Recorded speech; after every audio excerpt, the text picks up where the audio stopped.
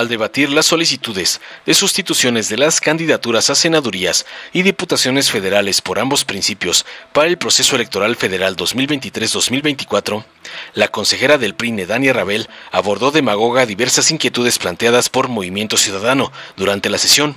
En primer lugar, destacó que las impugnaciones no suspenden los procedimientos electorales, resaltando la obligación del INE de velar por el cumplimiento del principio de paridad de género, incluso por encima de la autoorganización de los partidos políticos. Además, aclaró que el procedimiento de sorteo para garantizar la paridad fue conocido por todos los partidos políticos y establecido en un acuerdo previo del Consejo General. Asimismo, abordó el tema de los salarios de los consejeros, destacando su supuesta renuncia a ciertas prestaciones en defensa de la autonomía e independencia del INE y su solicitud para no recibir un bono adicional, mostrando su disque compromiso con la eficiencia y transparencia en el manejo de los recursos del instituto.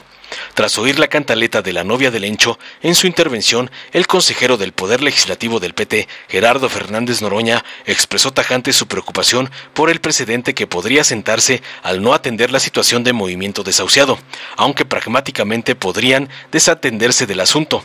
Destacó la importancia de la paridad de género y reconoció el avance del INE en este tema, aunque criticó la falta de claridad en los criterios utilizados para determinar la competitividad de los bloques electorales. Además, cuestionó con contundencia la rigidez del INE en la aplicación de la ley, señalando inconsistencias en su actuar y la falta de equidad en el proceso electoral. Finalmente, enfatizó en la necesidad de respeto mutuo, denunciando la falta de congruencia en los salarios de algunos consejeros del INE en comparación con el salario del presidente de la República, reflejados en el contraste en su actuar. Veamos enseguida cómo Noroña deja muda a la novia del Encho Córdoba por mentir en que los consejeros del PRINE no ganan más que AMLO, como le manda su narcopadrote Claudio X González. Consejera Dania Rabel.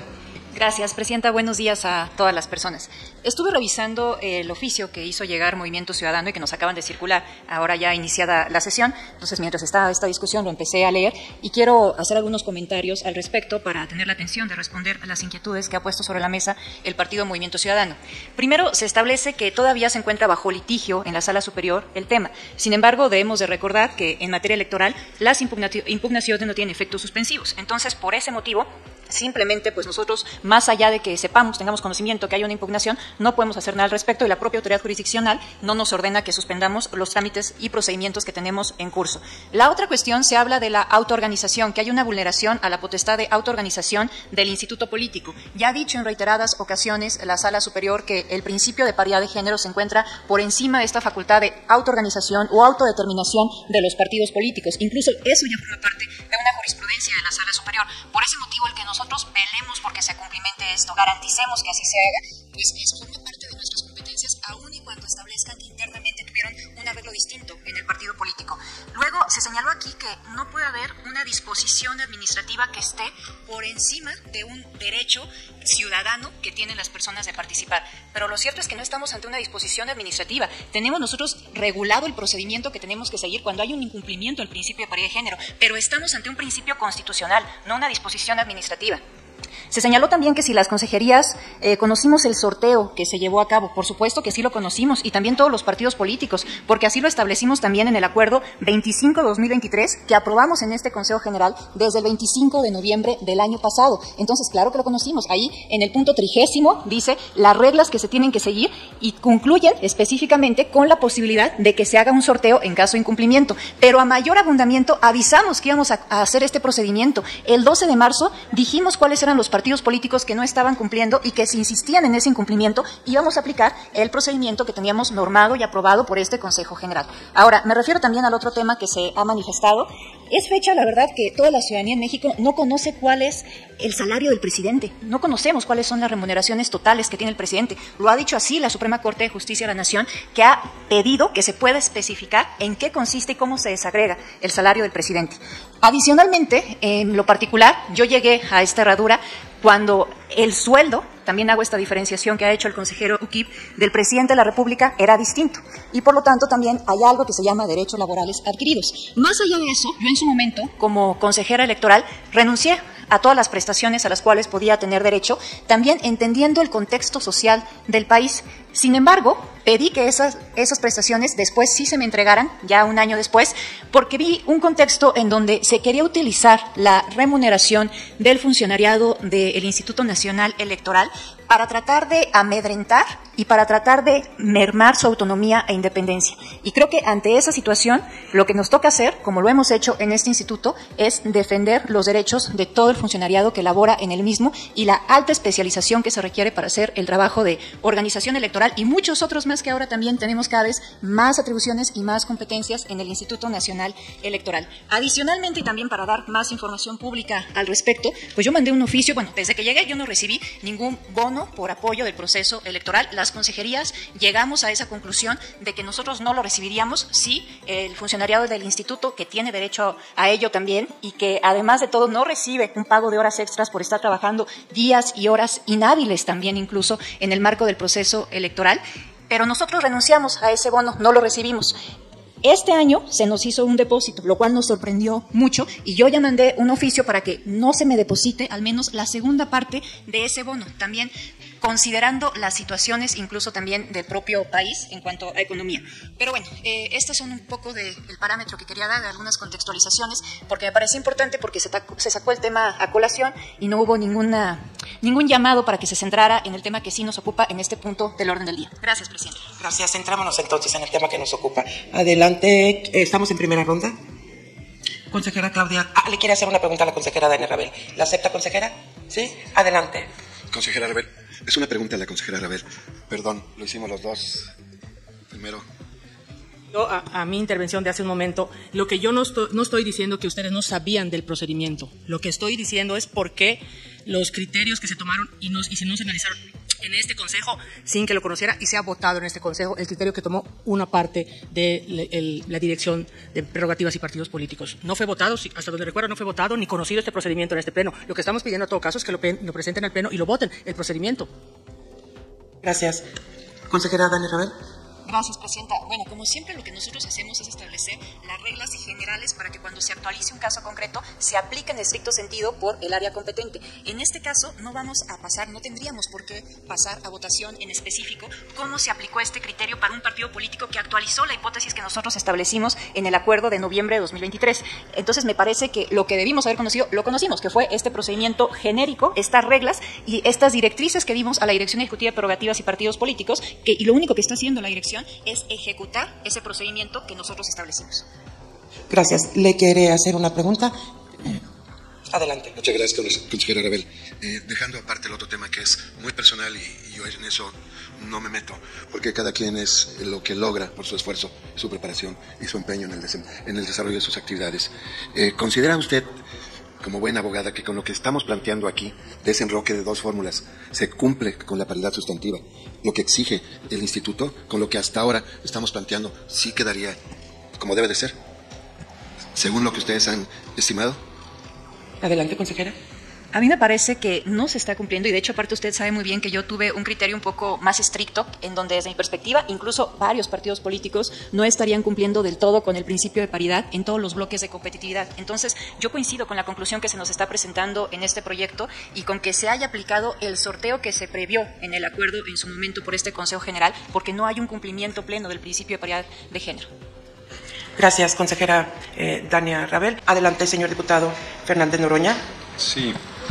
A ver, nosotros revisamos el tema y si fuésemos pragmáticos diríamos no es nuestro asunto, es una dificultad que Movimiento Ciudadano enfrenta, pero no es así. Se puede sentar un precedente que nos parece delicado. A ver, nadie discutimos aquí la importancia de la paridad de género, nosotros hemos empujado la paridad todo el tiempo.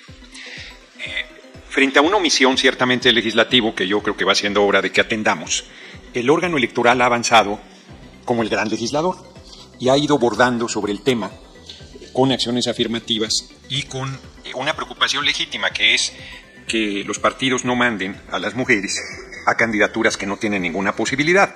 Y entonces se han planteado bloques de alta competitividad, de media competitividad, y la de baja lo han dividido además en otras subdivisiones hasta muy baja competitividad.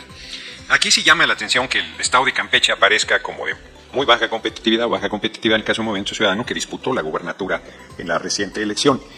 Y los criterios que utilizaron para excluir entidades no quedan claros a la hora del sorteo, porque debió haberse hecho sobre 6 entidades y no sobre 2, que al final se circunscribió. Pero además estamos hablando de una discusión aritmética, no de una discusión de paridad, porque la paridad se cubrió en todos los sentidos por todos los partidos. También fuimos afectados en el caso de las candidaturas a diputados. Yo me acuerdo en la escuela que cuando tenías de punto 4 hacia abajo, bajaba, y de punto 6 o punto 5 hacia arriba subía al entero. Aquí es una guillotina así de que suácatelas, no importa que sean milésimas, pasa a una acción afirmativa más para mujeres. Y me parece que ahí no es un asunto de paridad, sino está construyéndose un criterio donde el juzgador, porque es legislador y árbitro, el INE, pues simplemente dice no cumple y vámonos, se acabó. Con todas las dificultades que cada partido o coalición tiene para ir generando los bloques como deben ser. Cierto que hubo un tiempo para hacer los cambios, que se hizo un esfuerzo de flexibilidad y que al final Movimiento Ciudadano decidió atenderse a la tómbola. Pero los reclamos que hace sobre la aplicación de la misma me parece que son atendibles. Y yo sí quisiera plantear que si percibiera en el Consejo General del INE una actitud así, pero súper firme en el cumplimiento de la ley, yo diría, pues si ya sabemos cómo son, pues hay que saber que no va a haber ningún margen de flexibilidad. Pero se acomodan algunos consejeros y consejeras. Por ejemplo, no me cansaré de decir que no respetan la Constitución en cuanto a salarios, ganan más que el presidente de la República. ¿Miento? ¿Que ganen más? Bueno, me podría preguntar en todo caso en vez de interrumpir, pero yo sé que ganan más que el presidente de la República. Creo que quiere hacer una moción. Entonces hay que me regresen mis segunditos. Ganan más algunos consejeros y consejeras que el presidente de la República. Se ampararon, es público, hicieron procesos, una serie de cosas. El presidente del Consejo del INE, acaba de declarar que el proceso electoral no va, que hay demasiada violencia, que 20 candidatos fueron asesinados. Miente, no había ni uno. Y frente a la descalificación constante del INE no hay esa preocupación, no hay ese estricto apego a la ley y a la responsabilidad que se tiene. Y en otros casos se es muy laxo, en estos, y en otros muy estricto. Yo creo que la afectación que se está haciendo al Movimiento Ciudadano es seria y que las peticiones que están haciendo deberían ser atendidas. Reitero, alguien podrá decir, bueno, pues hubieran hecho el cambio y se acabó. Nosotros tuvimos que hacer cambios y hubo una controversia fuerte al interior de la coalición. Hubo tensión natural por este tipo de cosas. Entonces, yo creo que el órgano no está poniendo por encima su tarea fundamental en algunos casos como es este, el que estamos hablando para no generalizar, en que su responsabilidad es que el proceso salga. Su responsabilidad es que efectivamente las acciones afirmativas se den y se están dando. Su responsabilidad es coadyuvar también para que los partidos puedan desarrollar en las mejores condiciones posibles la contienda electoral, y lo digo con toda responsabilidad, y que no por visiones burocrático-administrativas acaben complicándose los procesos. Yo creo que, por ejemplo, en este caso no tendría que necesitar mayor tiempo la solución de la controversia que aquí se está planteando. Quiero terminar insistiendo que yo fui sensible al comentario de un consejero. A mí me parece que hay una regla no escrita que se me puede interrumpir, se me puede injuriar, se me puede reconvenir, se me puede llamar la atención. Pues desde que se murió mi abuelita a mí nadie me regaña, la verdad. Lo intentan, pero yo no me dejaba de mi abuelita, menos me voy a dejar de un consejero, de una consejera. Entonces, si quieren respeto, vámonos respetando. Porque no miento. A los recibos de pago me atengo. Muchas gracias por su intervención, diputado. Dale en me gusta, suscríbete, activa la campanita y compártelo para que más gente lo vea.